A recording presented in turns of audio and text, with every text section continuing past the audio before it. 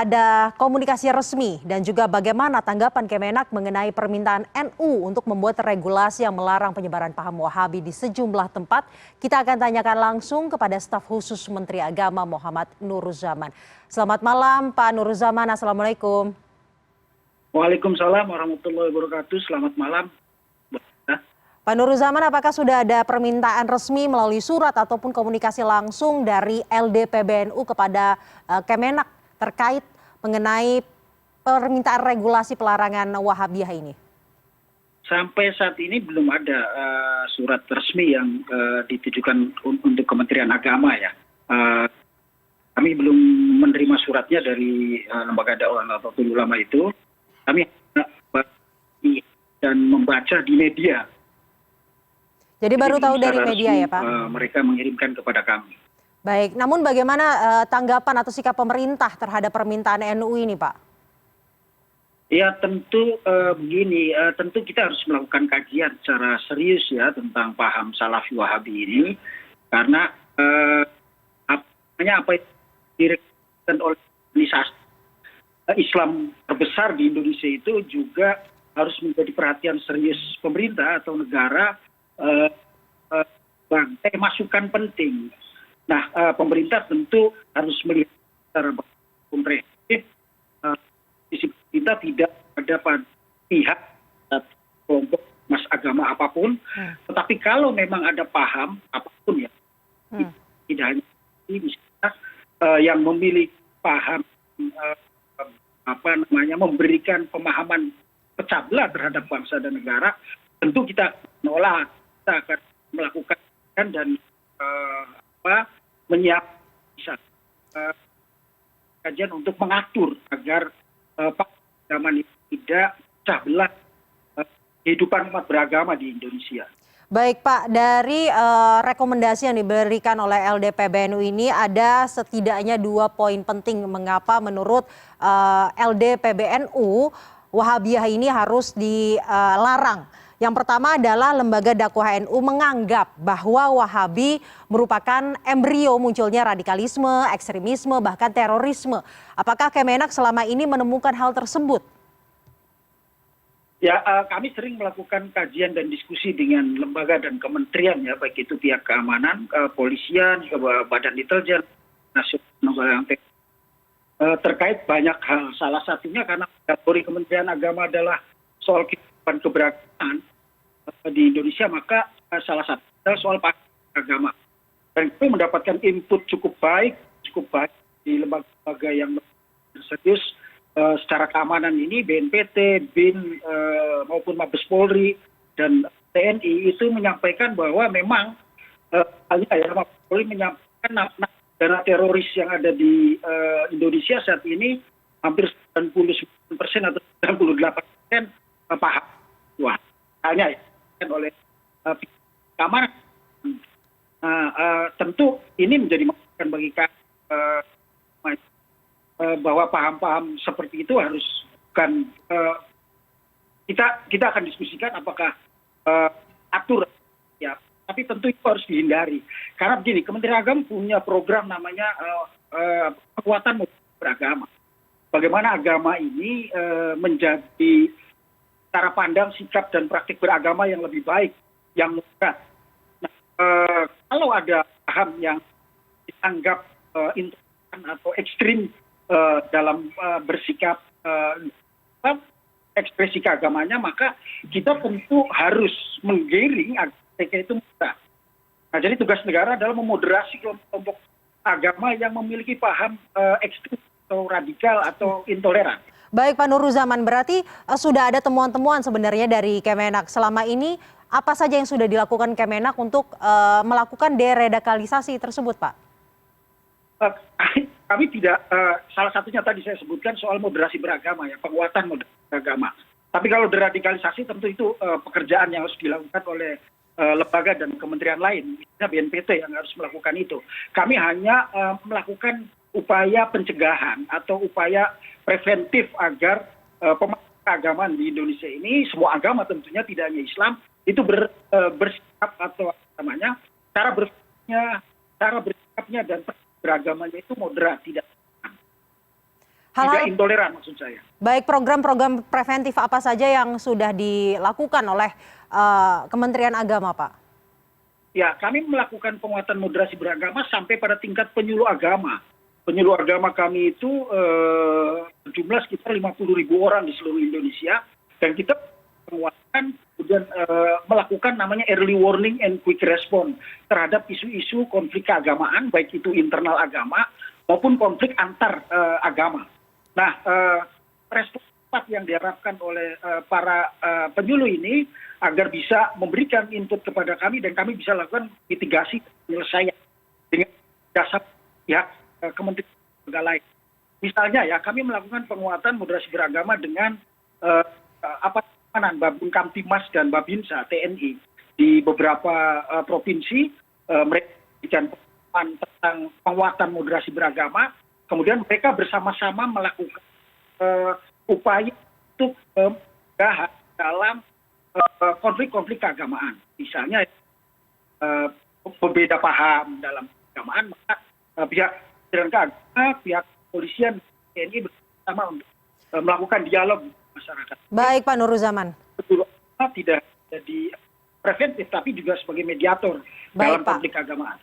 Baik, Pak, kemudian selain embrio ekstremisme, radikalisme ataupun terorisme, paham Wahabi ini dikatakan juga cenderung kaku sehingga kerap melakukan bid'ah budaya masyarakat. Setidaknya itu yang menjadi salah satu dasar dari rekomendasi LD PBNU. Kemudian bid'ah tersebut menjadi akar dari perdebatan akar rumput di masyarakat yang kemudian dapat mengancam kehidupan sosial yang mungkin tadi juga sudah dikatakan oleh Pak Nuruzaman. Apakah hal itu juga ditemukan oleh Kementerian Agama? Ya, makanya kemudian kami melakukan namanya penguatan moderasi beragama. Salah satu indikator ya, ada 4 indikator dalam moderasi beragama itu. Orang beragama dan dianggap apabila salah satunya yang terakhir itu adalah menghargai budaya dan tradisi yang tidak bertentangan dengan prinsip agama. Nah, kalau ada kelompok atau kelompok tertentu yang merasa benar sendiri dan kemudian menyalahkan tradisi dan tradisi dan budaya lokal yang tidak bertentangan dengan prinsip nilai ajaran agama, maka tentu itu tidak moderat paham. Maka kita berasi paham.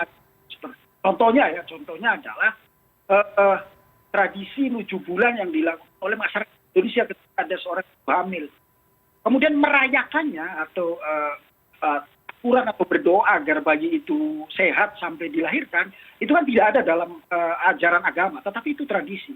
Nah, bagaimana agama mengkembali dan agama menghargai atau masuk ke dalamnya untuk bisa menjaga tradisi ini tetap ada, tetapi merubahnya menjadi tradisi baik. Nah, ini sebenarnya upaya untuk bagaimana agama ini bisa menjaga tradisi yang tidak bertentangan dengan nilai atau prinsip-prinsip ajaran agama. Nah, ini ada di dalam moderasi. Nah, kami di moderasi beragama ini kenapa kita melakukan penguatan? Karena kita sadar bahwa ada kelompok yang merasa benar sendiri dan kemudian menganggap kelompok lain. Kelompok-kelompok mana saja yang sudah terindikasi oleh Kemenak melakukan atau berpotensi mencederai moderasi agama? Ya, kelompoknya tentu tidak hanya kelompok Islam, ada kelompok agama-agama lain kalau di Kementerian Agama. Yang bisa menyebutkan kelompok mananya tentu adalah pihak aparat keamanan, BNPT atau Mabes Polri, itu yang lebih paham. Kami hanya bertugas untuk menjaga kehidupan keberagaman ini lebih baik dan ada konflik antar umat beragama maupun antar umat antar agama. Kemudian program memoderasi agama yang tidak hanya agama Islam ini sudah ada hasil yang terlihatkah, Pak Nuruzaman? Ya, itu ya. Karena di tahun kemarin kita melakukan penguatan di internal Kementerian Agama. Penguatan di internal Kementerian Agama pegawai salah satu ukuran pegawai di Kementerian Agama ini adalah cara beragamanya harus moderat. Apa? Karena posisinya adalah sebagai representasi negara yang harus berdiri di semua golongan dan semua agama. Maka pilihannya harus moderat, tidak berpihak terhadap agama apapun, walaupun dia adalah Muslim atau Katolik sekali, atau Hindu atau Buddha. Tetapi di dalam penyelenggaraan negara, posisinya harus clear bahwa dia pihak agama untuk menyelesaikan masalah. Nah, ini bukan perspektif yang moderat.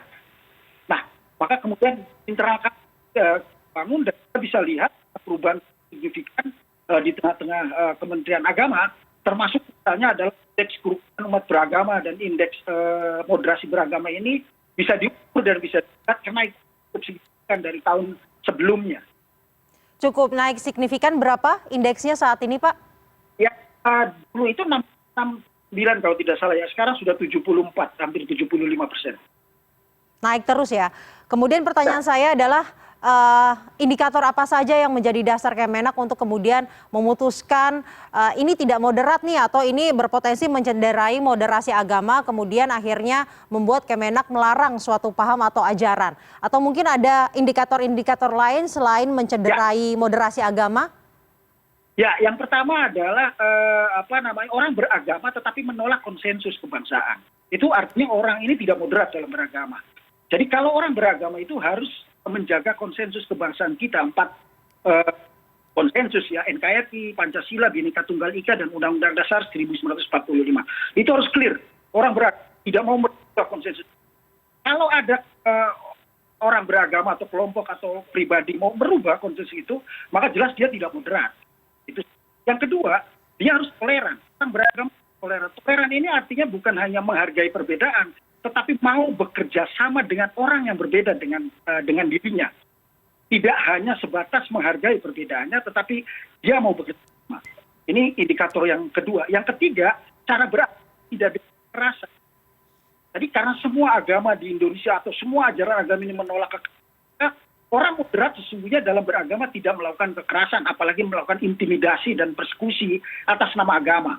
Nah, ini menjadi indikator yang ketiga. Yang keempat tadi saya dan di awal bahwa agama atau orang yang beragama harus bisa menghargai tradisi dan budaya lokal yang tidak bertentangan dengan prinsip-prinsip ajaran agama. Nah, ini 4 indikator inilah yang menjadi penilaian kita bisa melihat orang itu berat atau tidak dalam beragama. Itu artinya jika ada paham ataupun agama yang kemudian berpotensi melanggar 4 indikator tersebut, Kemenak bisa mengeluarkan regulasi untuk melarang paham atau agama tersebut. Ya, kalau urusan melarang tentu pengadilan atau Kementerian Hukum dan HAM. Kami bisa merekomendasikan bahwa kelompok atau paham ini tentu harus dimoderasi. Tapi kalau kelompok ini masih terus melakukan, ya tentu kita larang kan. Di Indonesia ini kehidupan beragamanya harus dijaga. Dari dulu kan tidak ada masalah. Nah, kemudian ada ide transnasional masuk ke Indonesia, ada perubahan signifikan dalam kehidupan beragamaan. Pilihannya kita harus mengembalikan kehidupan keberagamaan seperti yang dulu dibangun oleh para pendiri bangsa ini. Semua sepakat bahwa Indonesia adalah Pancasila, Undang-Undang Dasar 1945, NKRI, dan Bhinneka Tunggal Ika. Di luar itu kita harus tolak. Dan tentu negara harus tegas, kita ya pemerintah harus tegas melarang kelompok-kelompok yang ingin melakukan tindak di luar yang tadi diinginkan. Baik. Pak Nuruzaman, walaupun memang belum ada surat resmi ataupun komunikasi resmi dari LD PBNU terkait rekomendasi ini, adakah tindak lanjut yang akan dilakukan oleh Kemenak terkait permintaan dari LD PBNU? Ya, tentu gini, karena kami sedang melakukan penguatan moderasi beragama, tentu ini menjadi masukan penting bagi kami, dan kita akan diskusikan dengan pihak-pihak lain, termasuk PBNU, masukan siapa, dan kita tentu harus bicara dan duduk bersama. Termasuk mungkin kita akan mengundang kelompok salaf ini seperti apa ajaran dan pahamnya agar kita juga tahu mereka ini seperti apa di Indonesia. Kalau mereka masih mau menghargai sesuai dengan 4 indikator ini, tentu ya mereka hidup di negara ini, di NKRI ini. Atau mereka tidak melakukan atau tidak menciptakan konflik sosial sama paham. Baik, akan mengedepankan dialog terlebih dahulu ya, Pak Nuruzaman? Tentu, harus dilakukan. Baik, terima kasih Pak Nuruzaman, staf khusus Menteri Agama telah bergabung bersama CNN Indonesia Prime News pada malam hari ini. Terima kasih.